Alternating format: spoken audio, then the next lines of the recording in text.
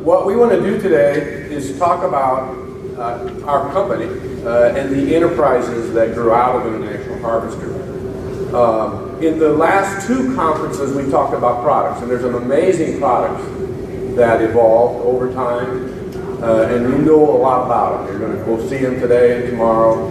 But this session today, Tom really thought this up, and he calls it Truly International. And it's a story about how the company grew and the amazing growth that occurred, primarily in the period of 1850 through the end of that century, but we take it all the way to 2017.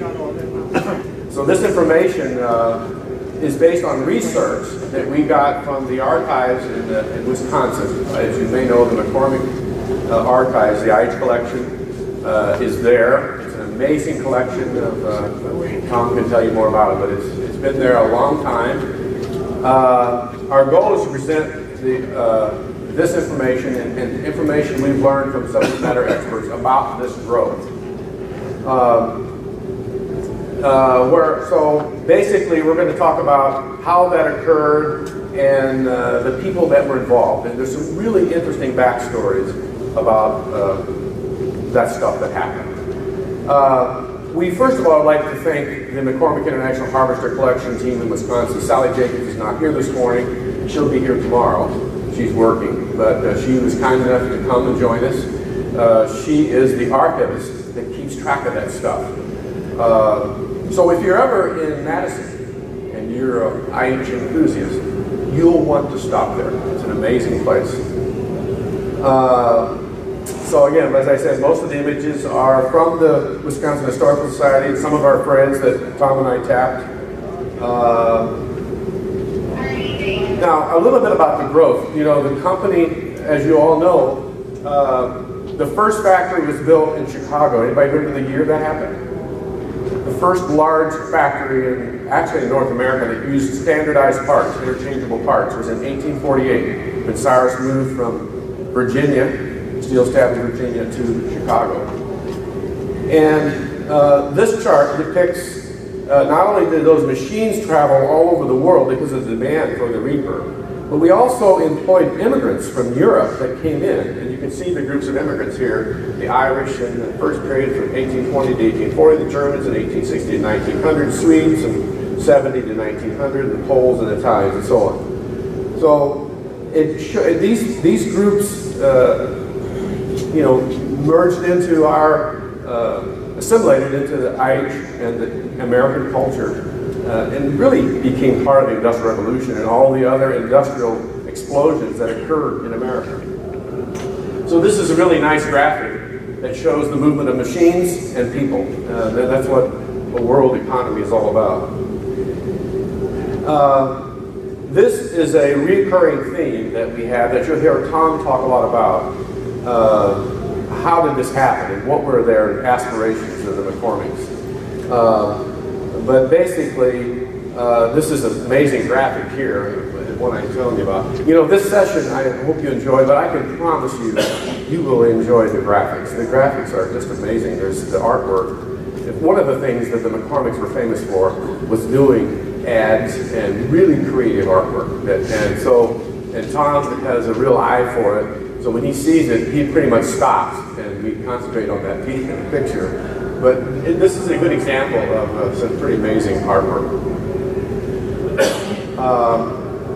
In 1898, 23% of the McCormick Harvesting Company's business was sold beyond the U.S. Now, that really is amazing because if you can imagine currency exchange, there were no computers, everything was on spreadsheets.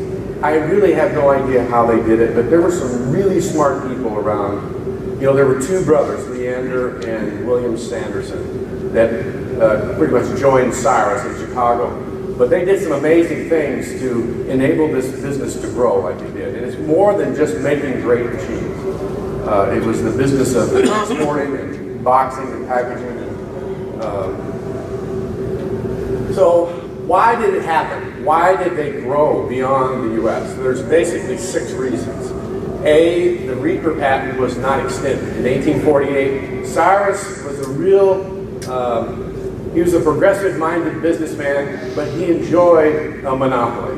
He enjoyed having a protected business, as we all would. But the government said, no, your patent's not going to happen, so you basically have to compete.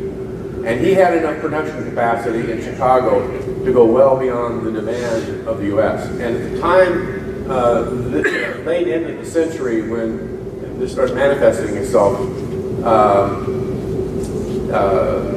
Harvester had about 85% of the business. So, you know, by anyone's measure, it was pretty much a monopoly. I mean, anybody that he couldn't beat, he bought. Just to be candid about it.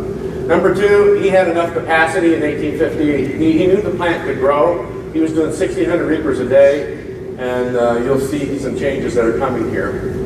And there were 38 wheat-producing countries that needed mechanized farming. And by the way, I'm going to plant a test question right here that you can be thinking about. Which country in the world, in let's say in about late 1800s, 1890s, which country do you think produced the most wheat in the world? Russia. And the second most. Huh? And the second most. Well, no, I'm getting to that. The most producing, the highest producing country was the U.S. It wasn't anything like it is today, but it was still number one. Now, what I want you to think about is who's number two. I'm not going to tell you who it is, because you'll never guess who the number two country was in the late 1800s. But you're going to learn it in a little bit. And it may become a test question from which you can earn a prize. So now I know you're going to listen to me. The other reason that we had to expand was there were major crop failures in Europe in the late 1840s. Farm workers were moving to the cities because there were greater efficiencies needed to feed people. And one other reason, pretty major reason, was the competition. There were major competitors. By 1850, there were 30 reaper makers. By the end of the century, there were 300. By the time the company was incorporated in 1902, there were over 300. Many of which, the good ones, were consolidated into what we now know as IH. And then the last reason, there was widespread notoriety because of the way McCormick promoted his product all over the world. That started in 1851. He did expositions and had lots of awards. We have a nice, if you've been to the world headquarters in Chicago, all the medals are there that he won in Paris and all over the world. And that was probably a lot of his passion, was to win that, and he played a personal role in doing that. I talked about capacity. Tom found this chart, and we have it on the easel up front there, so if you at the end then you can take a look. It's really another amazing piece of artwork that shows the production numbers and how they grew from the time the plant opened until the end of the 1800s. So you can see it grew really big. Now what that means is they got really creative about how to make machines. And making machines like in these numbers, economies of scale exploded. That's how these guys made money, the Henry Fords and the Cyrus McCormicks. Probably the last 50,000 of those 76,000 machines were free. Every one he sold was pure cash because he had everything. He had so many economies of scale. He controlled his production supply line. You know, he brought his wood in. He made his own iron. He controlled his supply chain, and he was the first really to do that. Anything else in this picture, Tom, I want to talk about? Well, down below, above, they're showing ships going to four corners of the world, and below, trains going to every part of the U.S. Yes. Check that out a little later. So here is showing, of course, the use of trains in domestic sales, and then we use ships for what we call CKD. Anybody know what CKD means? Come on, CKD, knockdown goods. Complete knockdown, all right? That was the phrase we used. But they put that stuff, and you'll see pictures, Tom will show you in a minute. They're in a big crate. You know, you think today how neat it is that Amazon, right, ships stuff. Cyrus was doing it in the late 1800s, and really sophisticated stuff. He shipped complete machines in a box. But Tom's right. This shows Africa, Australia, New Zealand, and this one shows ships to England, France, Italy, Russia, and South America. So there was huge demand worldwide for what he was making. Cyrus and Junior, Cyrus, the original, was born in 1809. He died in 1884. His son took over then and had the aspiration to join up with Deering. And he finally did that. They tried in the late 1800s and it didn't work. They tried again with the help of J.P. Morgan, and it happened in July 28th of 1902. That was a big day for our company. Their mission was greater than building farm equipment. They liked to make money and they liked to grow, like all entrepreneurs did and still do today. But they had a major effect from doing that by building greater, better farm equipment and feeding the world. And their concept was to bring modern civilization to the uncivilized regions of the world. And they were everywhere. I mean, the need for that to happen was virtually everywhere on the planet. So, and of course, they had the means to do that. They called it a world defined by the haves and the have-nots of technology. So if you had it, you could win. If you didn't have it, you might starve to death. So it was fairly revolutionary. This is a spreadsheet that we found in the archives. And again, you know, living in today's world, with the digital world, everything's on the computer. But to think they had spreadsheets where they literally had this stuff laid out and doing it by pencil. It's just astounding to me. But the numbers here are huge. I can't remember which one it was. I think it's France. Yeah, 4.5 million. 4.5 million pieces of product. This is in 1898 to 1908. So it was a huge. I mean, you look at today, Microsoft and Apple, they're huge, right? I mean, they're really huge. Uber. This is sort of the Uber of the day, if you think about it. Microsoft.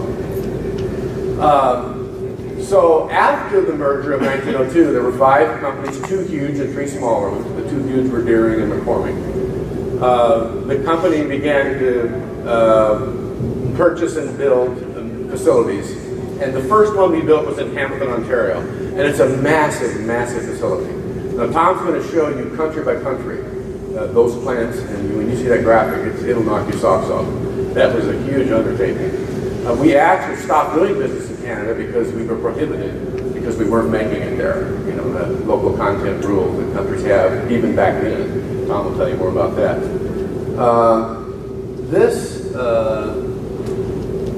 And the next was in Sweden.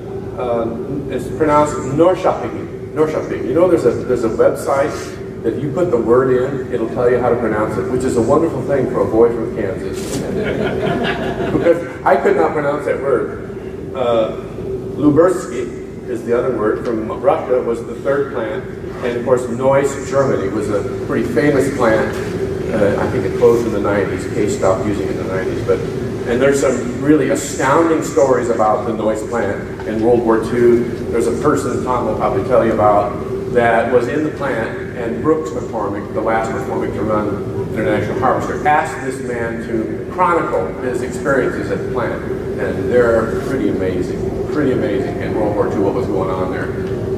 So these are pretty much the expansion that occurred right after the incorporation from 1905 to 1911. Yeah, here it is. The other thing is when these plants got up and going, they produced more than they needed in their own country. So they exported to other countries. So Sweden was shipping product to Russia. Doncaster shipped our product to Australia.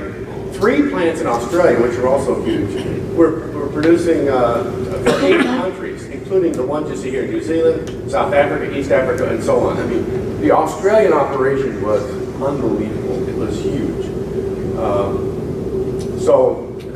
It was sort of a multi-distribution concept, not just from the U.S. to there, or plants over there that furnished their own country. Once they started building, they fanned out into other countries because they became clean and efficient, and it worked. These are some of the foreign subsidiaries. McCormick had country managers that ran, and these guys were gods. I mean, they were literally gods. They ran the business. They decided who would sell it. They decided who to hire and fire. They could even probably make their own product. In fact, some of the product is unique. They were major dudes. There's 24 subsidiaries there. Actually, there's more than that. 32. 32. Yeah, 32. And these are other assembly plants that you can see how big Australia was.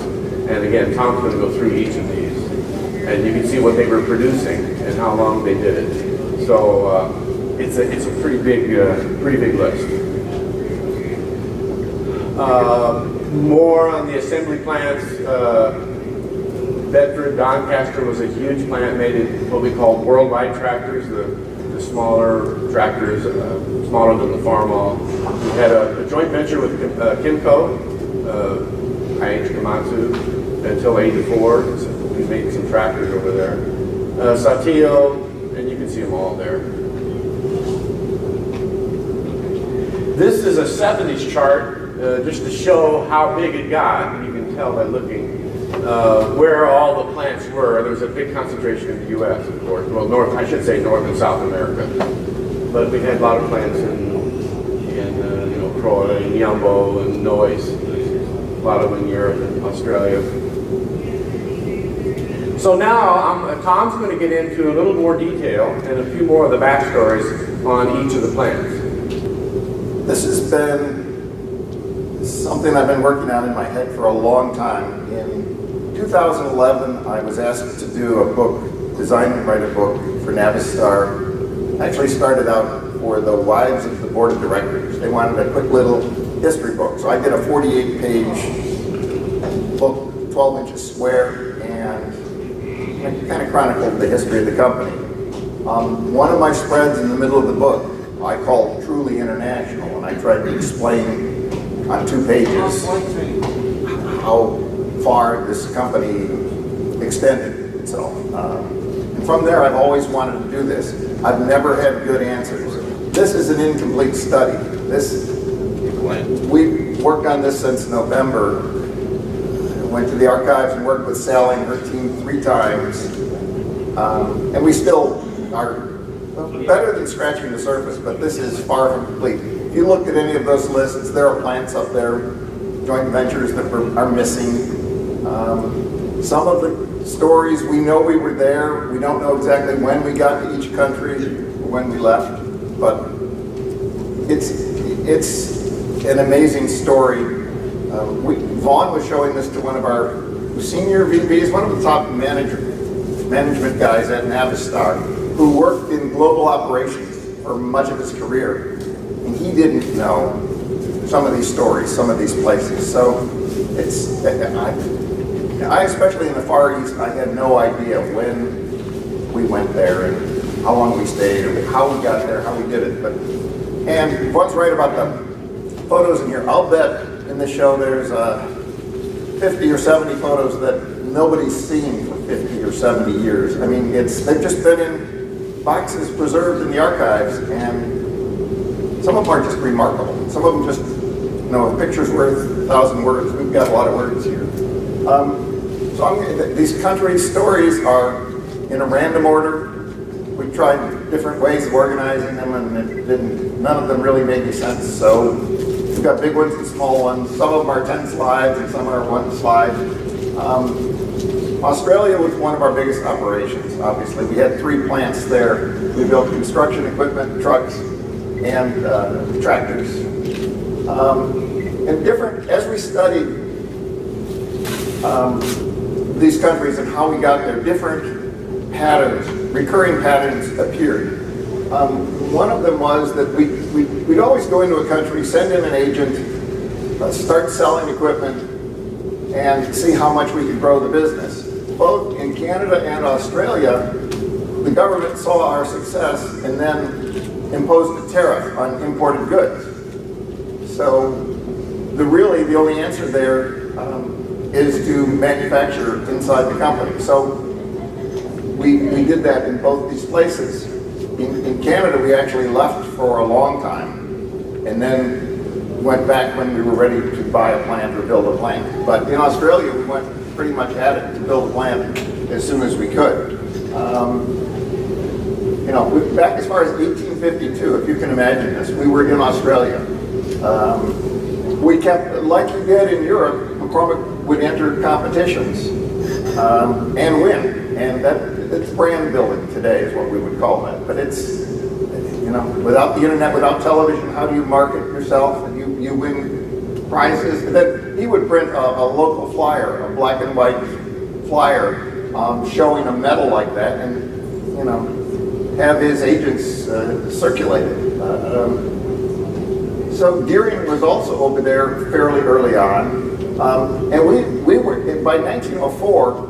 We were the kings over there, so we started selling equipment by other American makers. We were selling John Deere equipment in Australia, which just boggles my mind. But so we built an assembly plant in Spotswood. We formed the big company, the IH of Australia, in 1912. The import duties forced us to really manufacture. And as soon as we had our first plant up and running, at the beginning of World War II, the government took it over. The Australian government took it over to build ferry bombers in our plant. So, it was always a struggle. It wasn't, today I work with a lot of MBAs and they form a strategic plan and then you go execute the strategic plan and things go as it should. Well, nothing ever seems to be simple, but it did work. So this is where we were. So these came in kits, as Vaughn was saying, and the tractors would be assembled there. And we were really good at those kits, or those crates were so small. I don't know how you get, like we've got a photo here of some mowers and reapers in boxes that are less than 4 foot by 4 foot or something. They're just crazy small. This is our harvester house, our management office, distribution center. And this, we covered this earlier, but it just amazes me that we distributed from Australia to 80 other countries. So just imagine, that's the Chicago on the other side of the world, basically, But, look at the dealerships, look at, this was no small operation. This is, obviously Australia is huge, but and as we were here, we had dealerships. You all know that better than I do. We had dealerships every 5 miles because you weren't going to get in your truck and drive 70 miles down to the next dealership to pick up this equipment. You were going to take your wagon to town and buy some things. This is the Geelong plant in 48. The numbering system, the naming system, and I learned this from Sarah Tomac, if you know her, our Australian expert. They put an A in front of everything. That's a numbering system, like Sally said last night, that I could have developed. It was built in Australia. There was an A in front of everything, name-wise. And we built everything over there. And just such beautiful scenery. Here, this is before our plant was built. So this is at that distribution center. But we were assembling trucks, but look at this. How is it coming down the line on a little dolly pulled by a rope? This wasn't the Henry Ford assembly line just yet. I think he was simulating because the man's wearing a suit. Yeah.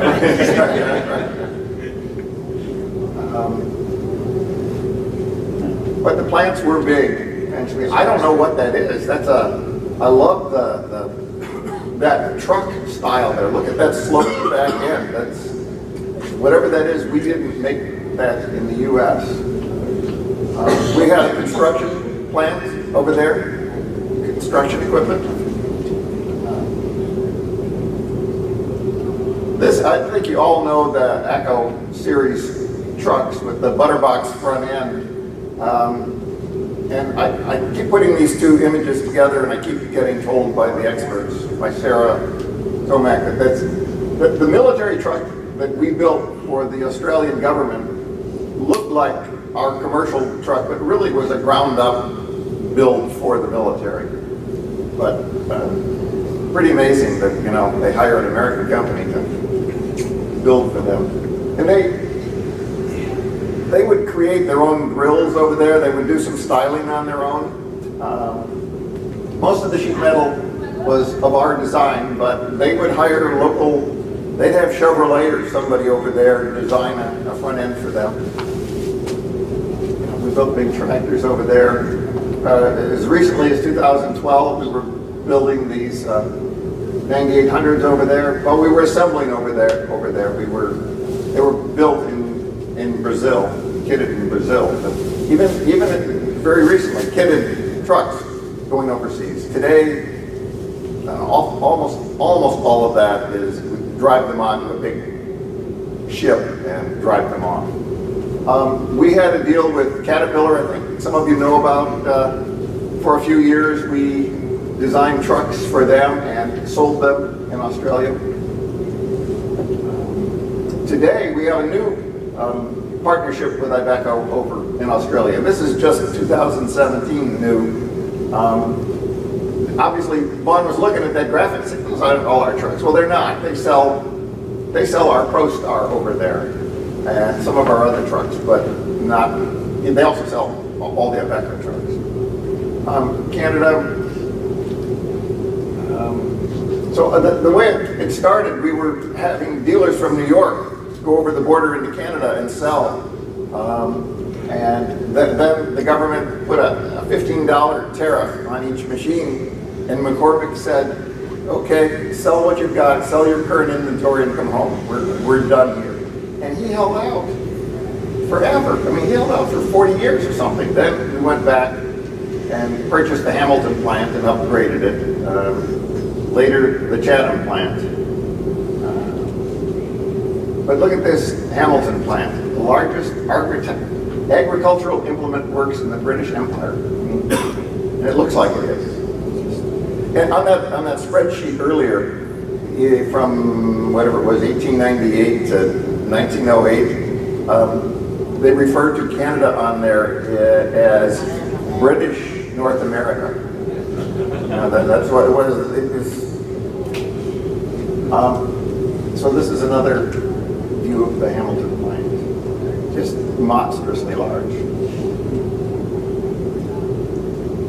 I'll go through some of these fast, but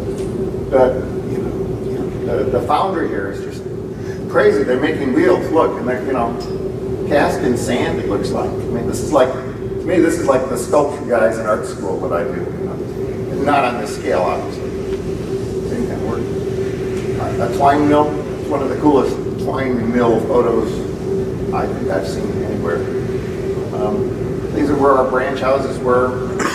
The collector that maybe some of you know, George Kirkham, up in Lethbridge. Look, back in 1928 in Lethbridge, Alberta, there was a branch house. So he's been there. The company's been there for a long, long time. Chatham plant. Again, not exactly Henry Ford style, but we're making trucks. And so many scenic photos. Just, these are from the old 8x10 glass negative. Just amazing to me. Dealerships. There you can see, I think you can see in the middle there a cream separator. This makes me crazy. This is look at that grill. That's from a C model truck. But it looks like it's just glued on. It's like they just screwed it onto an existing bus and we'll call it ours. I don't know what that, we must have, Vaughn and I were talking, we must have built the chassis and this ride frame. A lot of that must be ours, but that's a goofy look of us. Here in 1910, look at that one tractor over here on the far right. 45 horsepower tractor is pulling 1, 2, 3, 4, 5, 6, 8 or 10 wagons. It's just crazy. Yeah, I mean, come on. Just the magnitude of that. This is a little more modern stuff, but we had that brand, Pacific Trucks, and we bought this company, built trucks, kind of like they were making. I think maybe we brought in our cab or something to those trucks. This is what they look like, just big, heavy-duty trucks. In Hamilton, and most people think of Hamilton as just a farm implement plant, but we built trucks. We not only built big trucks like this, we built small trucks there. The one on the left is our friend George Kirkham's restoration. And those were trucks with Rolls-Royce engines. I'd never heard of us putting a Rolls-Royce engine in any of our trucks, but it's true, we did. And that truck, runs like it's brand new. George is, why are all the master collectors named George? I'm still working on that. But the Tackaberrys, the Mitchells, and the Kirkhams are. That's true. My middle name is George, but I don't think I've earned that. There you go. No, not quite. Chatham. Just crazy cool photos. This is one I am the executive decorator at Navistar. I put this photo in the chairman's office on a wall among 10 other photo groupings, but I love that photo. Cargo stars in the 80s. And this just recently, we closed the Chatham plant now, but we were building modern trucks in that same plant that we bought ages and ages ago. Our military trucks, we sold a lot to the Royal Canadian Mounted Police. It's kind of cool. We have these sometimes sitting in the lobby where you can see them close up. And they're just those military trucks that the armored plate on them is an inch thick steel or something. I mean, it's just, they must, when we built that front end of Navistar, where we have an area for displaying trucks, they really had to reinforce that ground because these things are not lightweight. Egypt, who'd have thunk it? We were in Egypt. I don't know, I don't have a record here of when and how long, but from Craig Swanson, the video guy you probably know, from Farmington Implement, his videos. He sent me some stills. So that's the Pyramid of Giza in Egypt, and there's one of our S-Series trucks. Here's a billboard in Egypt. I'm fascinated by this stuff. Here's a dealership of ours in Cairo. I mean, truly international, that's my point. We were everywhere. We have a lawyer who works with us on history at corporate. He works with the archives, funding them, and I said, Jeff, give me some stories. Tell me some places that I might know where we've been. And he says, Tom, we've been everywhere. I can't single any country out because we've been everywhere. And I think he's right. Here in the Philippines, we were in the Philippines. It was our first source for twine. And we were using hemp rather than sisal back then. And when the Spanish-American War came along, things went crazy here in the Philippines, and prices like doubled or tripled. We backed out of there, and then we went to Mexico to buy our raw material for twine. But I love this photo. I've never seen this until last week. But right on the a boat pulls up and loads up with hemp, and it's off to our mills. This is what it looked like, when they're harvesting it. I'm saying sisal here, and maybe later they use sisal, but that may be hemp, but I think that's sisal. So maybe the crops changed over the years. I think we went back to the Philippines. I'm not sure. But here in Manila, a dealership in Manila in the Philippines. Just crazy stuff. And then later, I don't know again what model bus that is. Like we did with most buses until we bought the entire bus business, we were manufacturing the chassis for buses, and bodybuilders were building the rest of the bus. But I like that shot. Russia. This is one of our biggest, most complicated stories. Here's these three crates, which I used them in the Milestones book, but these are ready to ship, and this is from maybe 1900 or something, sitting on the dock in Chicago. One of these, the top one is going to Malmo, Sweden. The one on the bottom left is going to Odessa, Russia, and the one on the right at the bottom is going to Palestine. So look how small. Look at that's a little mower, it says in that top box. And look at the dolly. That box can't be more than 3 or 4 foot square. We were good. So So the Russia story, we went in early. We went in 1858. We had agents trying to sell Reapers. We left the country because there was a lot of pushback. It was social, it was religious. There was the serf system was still in place over there, where it wasn't slavery, but a piece of farmland had a dedicated group of people that the government wouldn't let you move to another farm. You were tied to that piece of property. And the religious leaders didn't want us coming in and shaking up their way of life. So we left. So did Deering, so did everybody else. We came back in 1879 when things started to change. That serfdom system was starting to erode. Besides that, there was a terrible famine going on over there. They needed us to produce more food. It wasn't just getting modern farm equipment. It was survival. It was we would go and make demonstrations in Russia. Our sales guys, and the stories I've read is they'd get a reception like they just won the Super Bowl. They'd come into a town and show modern farming equipment, and people would applaud because their neighbors in the next village had all died last year from famine. It was do or die, and we were there at the right time. But quickly, we opened a branch house. Look at this, how many dealers we had 59 dealers, if you can imagine, in Russia. We built that plant, or we bought the plant and upgraded it in Moscow. Look, in 1913, we were building 65,000 machines in Russia, mostly mowers. They had their own name for a reaper that I can't pronounce, and all 65,000 machines were only 1/6 of what we were selling over there. So machines were coming to Russia from Sweden, Chicago, and Canada.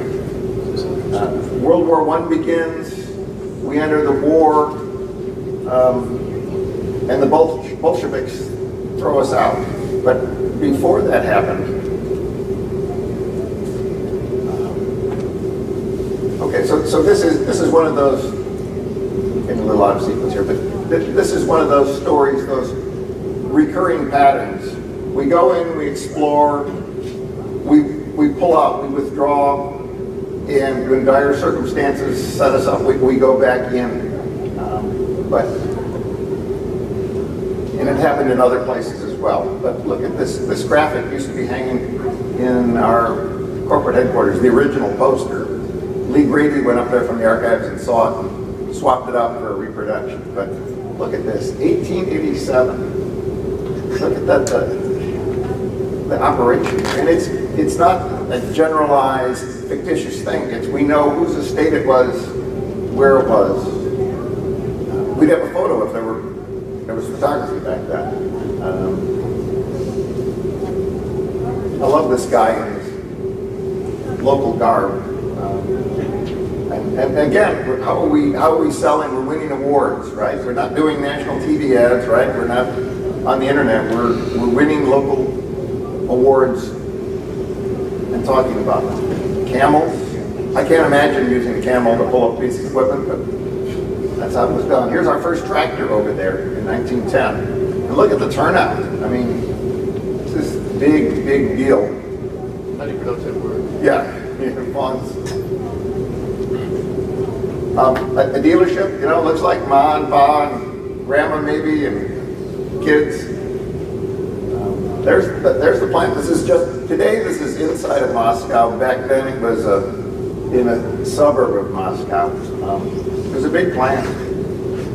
Some of the employees, including the children, looks like. Advertising. Here's where our distributorships were. So imagine how big this country is. I mean, this is bigger than the United States. 15 minutes going. You got 200 slides. Okay, I'm going really fast. Okay, so we went in with the Root Commission. We tried to help our government figure out the situation over there. We got on the train owned by the Tsar. He gave us his train. It was all our government guys. Did a study. We said, yeah, we think we know how to help the Bolsheviks. And shortly after that, they threw us out, cleared out our plant, took it over. It's not that complicated. They threw out our employees, tried to keep our manager. He went away, came back. It's a complicated story. But then they called Donald Trump. I think most of you know this story, but during World War II, we sent trucks to Russia and China as part of the Lend-Lease Act. Both those countries copied our KR-11. I wrote that article you may have read, but the Russians made something like 750,000 copies of our truck. I think we made 33,000 commercial copies or something. So, it went on, and it went on to 1960, right? This is a terrible photo, but we opened a dealership and started selling new ProStars over there in 2013. We don't do that anymore, but we sell used ProStars over there. Those are our dealerships in Russia today. A lot of those trucks are trucks that we can't sell because of the emissions standards here. And some of the trucks we got in trouble with, but they're perfectly fine trucks. Don't have to meet those emission standards. So we sell in places like Russia and Vietnam today. The Soviet Union, a lot really happened there that I didn't know. But we sold crawler tractors. The Russian executives met us at a trade show in Seattle and loved our equipment and bought a lot of it for their pipeline. In Belarus, we've been making engines for them at our plant in Brazil for years and years. And I think we've stopped doing that finally, but maybe 10 or 15 years we made engines and sold thousands and thousands of them. They're in every tractor over there, it seems, and combine. Panama, we don't have a lot here, but that's one of my favorite photos. That's the rebuilding of the Panama Canal just, 2 years ago, 3 years ago. We were there. This is more of that, not as dramatic a photo, but we were there. Germany, I guess I gotta go fast along.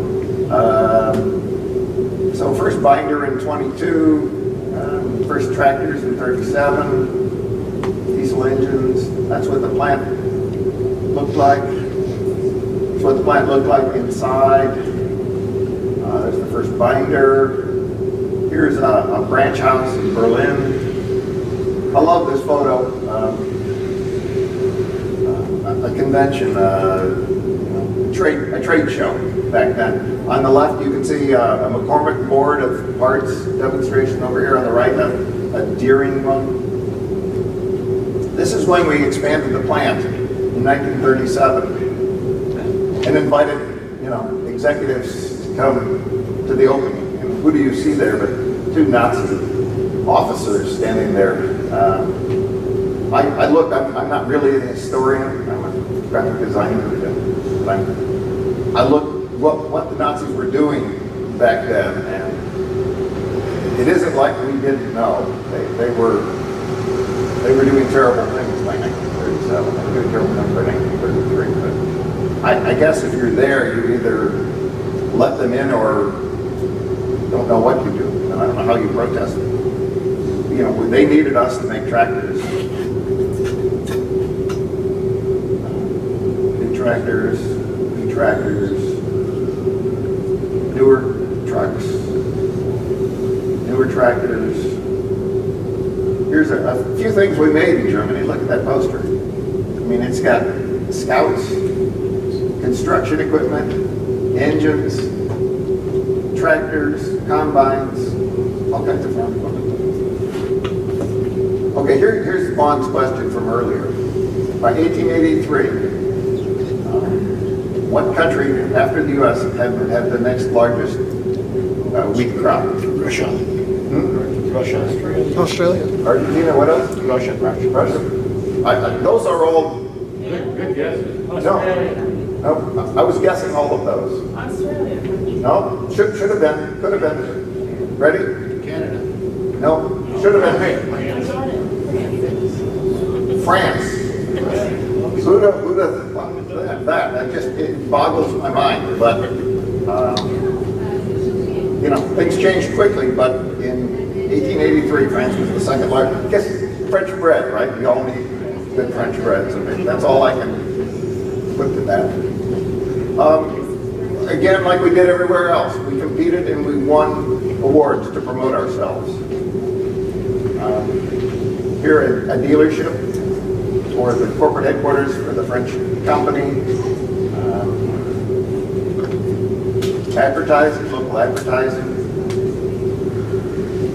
And so here, the French were also selling in Tunisia, you know, in Africa. Plant I didn't know about, probably should have, didn't know about. Croix plant. Look at the size of the twine mill. Boggles my mind that twine mill, what is that, 3 or 4 stories high and city block long. This is one of my favorite photos. We don't own this photo, but those are our half tracks built in Springfield, Ohio plant.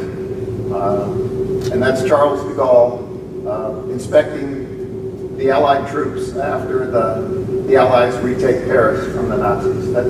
That's history, guys. We were there. We were amongst it all. Another plant, tractor plant in France. And that plant, newer photos of the same place. Jumbo, I knew very little about Jumbo, but construction equipment. And look, so we're making construction equipment in France, and we're exporting to Iraq, to China, and Madagascar. So everything we went outside of the country, and then those countries went to other countries. It's a real network. South Africa, one of the biggest operations we had anywhere, I think. We went in early.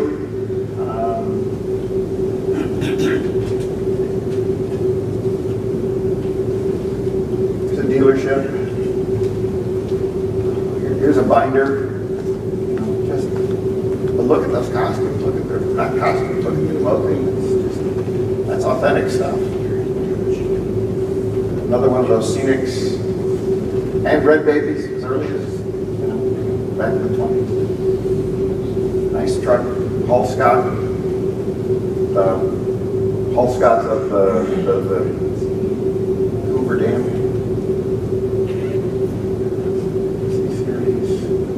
Assembly plant in Durban. Big. Look, so here are the knockdown kits. Here are the kits. What are they spawned? The CKDs over here on the left. Trucks come in crates, they get assembled here, kind of slowly it looks like, and manually, but they get there. Here's a great story, but we don't have time, but here's a crawler tractor doing heavy duty work. Guy behind him has oxen and what is that called, a scoop? Yeah, but isn't that just, that's one of those Cyrus stories of advancing civilization right there in one picture.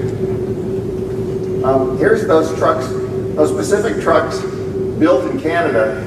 Here they are in South Africa. So there's 3 trucks pulling and 1 pushing, and what, 198 wheel trailer. That's just a remarkable photo to me.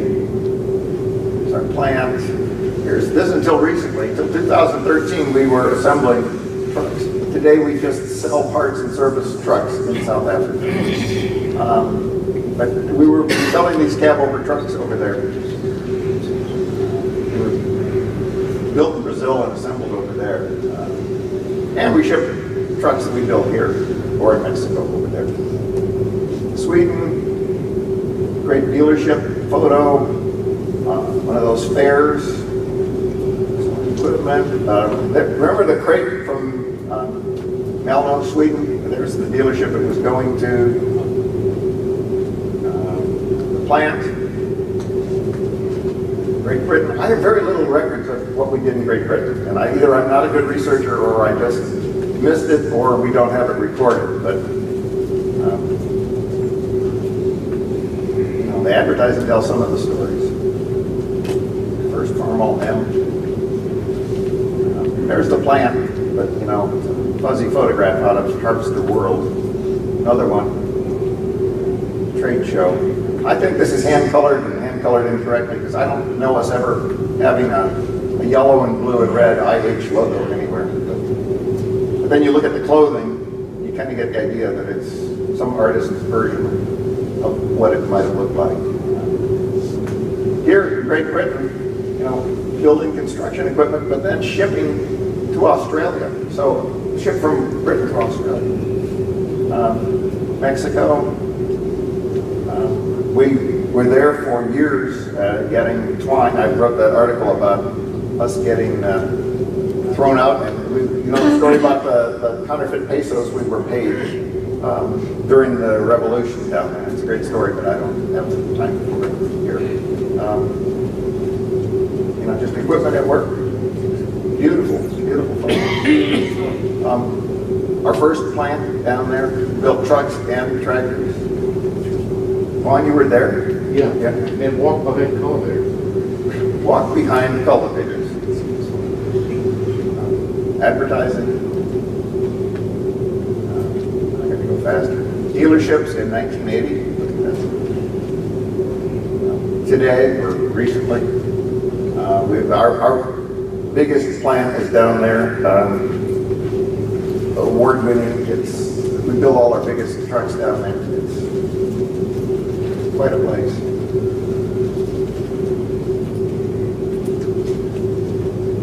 Turkey. I didn't know this much about Turkey as I discovered here. Construction equipment. So that Turkey Automotive Enterprises, or industrial, I guess, built all kinds of these pickup trucks. And what do they call it in the end? Pickup? Pickup. Here, I'll show you in a minute. Dealership sign. The sign is from Craig Swanson. There it is. Pickup. See on the pylon sign there? Pickup. Tractors. I don't know what that bus is. We must have made other than sticking an IH on the front, we must have made the chassis, but I've never seen that before. Here are the pickups. All kinds of equipment there. Argentina, early 1900s. 10. Lots of beautiful advertising. I mean, look at the scale of what they're suggesting over here on the right, the gearing machine. I mean, a lot of room in Argentina. This I didn't know about, the sales and truck center here on the right. Combine. 8 horsepower. 8 horsepower combine. Today in Argentina we have an engine plant. Brazil, I think the ad on the right here is for America, but talking about Rio. The one on the left is an ad, local ad. We have an engine plant there. China, this is another one of those stories we had to find out how to sell in China. And I'll have to go fast, but we had a house. We had advertising. This stuff is all brand new to me that I discovered doing this presentation. And we were selling stuff over in China way early on, which I had not heard about. We were in the wheat producing countries of the world. The way it worked, the way we sold to China is we had to educate them on modern farming. They had we couldn't just deliver tractors and say, here you go guys, good luck. We had to teach them. So we set up workshops. We invited students to come from China to the US. We went over there and taught. And this is, we also did this kind of thing in Iceland. We have a photo here a little bit of a tractor school in Iceland, because you can't just for the first time deliver a boatload of tractors and say, you know, here you go. You have to teach them how to work with the tractor. So we got a lot of big deals. We learned to work with the government, and it paid off for us. Here's modern advertising in China, selling trucks and farm equipment, construction equipment. There's Brooks, McCormick there, probably with an ambassador, I'm sure, and more truck brochures in Chinese. We were at a big trade show in 2012 over there. Here you can see on the right, the truck they worship, that KR-11 from World War II, that's ours. That to them is like, their copy of that's the first motorized vehicle made in China.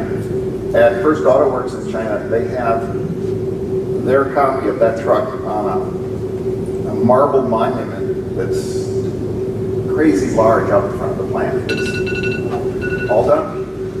Okay, you guys can run away when you want, but I'm going to keep going here for a bit. But today we have a joint venture and we build engines in China. And this was taken in our lobby. I took this photo because I couldn't understand it. So this is a truck our engine partner makes in China. It has a Cummins Chinese engine in it, not a JAC, who's our partner. So JAC builds this truck and puts a competitor's engine in it, puts it in a kit and ships it, and we sell it in Mexico, only in Mexico. So talk about truly international. We're everywhere.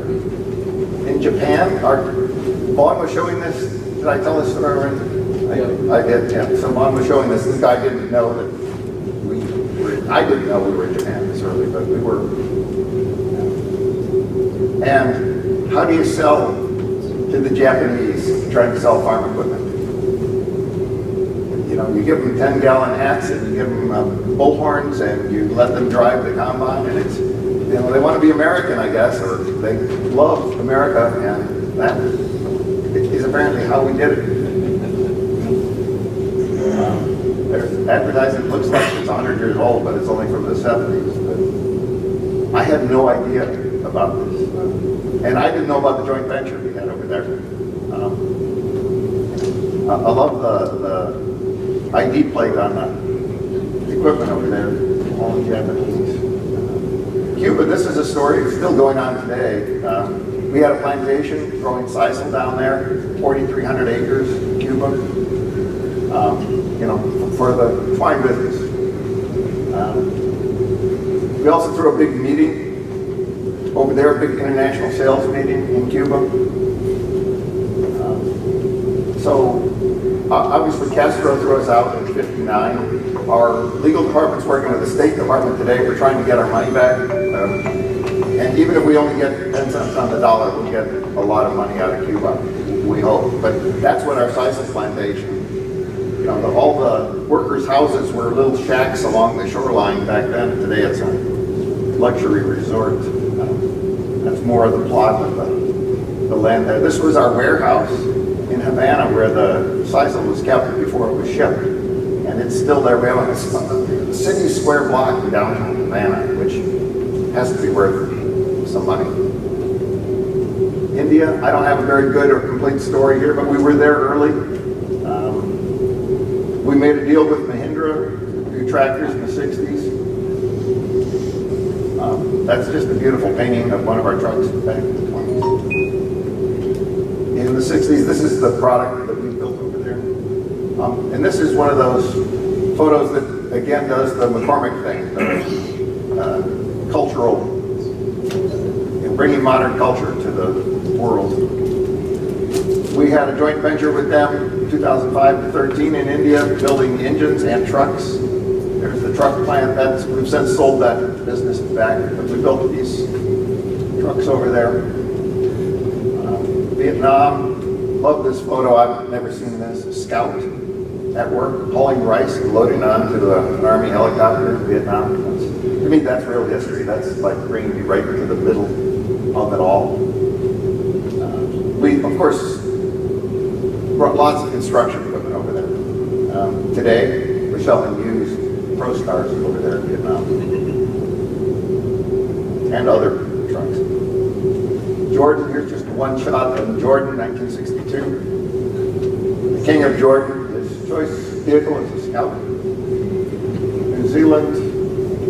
I don't know how much time I'm all out of time, so I'll go fast. But dealerships, posters. I love this shot. I don't know what that tractor is, but it looks like he modified it or something. There's no radiator. It's an 816. It's a modern. Radiator in the middle. 2016. Really? Okay.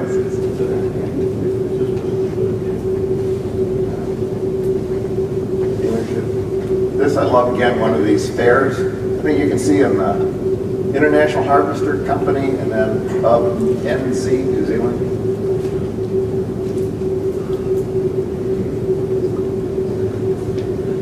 Look at the scale of that. And then I have a collection of photos of overloaded trucks. I use my stories to say why we kept building bigger trucks. And this has to be the king of them all. This is, I can't imagine that truck got out of that place. Look at that. Vaughn found that for me. Thank you. Today we have a deal with Intertruck. They built twin steers over there. The cabs are stamped in Brazil still. The trucks are built pretty much, like you can see here, from the ground up over there. It looks like every time they build one, it's a little different. Look at this grill. Look at that grill.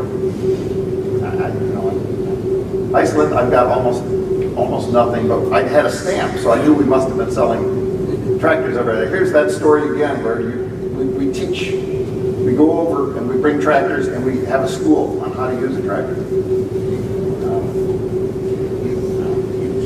Mongolia, I don't know much except we have a stamp from Mongolia. So let me start with the first was, what was the first non-United States plant built by International Harvester after the incorporation? Where was it? See one hand. Where at Canada? Anybody have the answer? Hamilton. No, I have to give them both a prize because that was pretty close. Okay, that was a practice question anyway. I'm good. That was a practice question. Which overseas subsidiary exported the most to the most countries? Australia. Well, that's stuck. Good job. All right, now we have to give a prize for that, so you can choose one of the two up there, not his bottle of water. What is this, Vaughn? That's a sock. That's a insulating cup. Okay. So pick one of those. Let it come for a flag or a inside. Yeah, windsock. RH windsock. If you have an airplane, it's a nice way to know why. So who's our win? He is. Huh? Yeah. Cup. Cup. Okay, question number 3. We got enough? Yeah, we do. Got one more again. Name 2 IH-borne operations that were taken over by a hostile regime. Name the countries. Cuba. Russia is not Cuba. Russia is one. Germany is the other. Now we're in big heap of trouble here.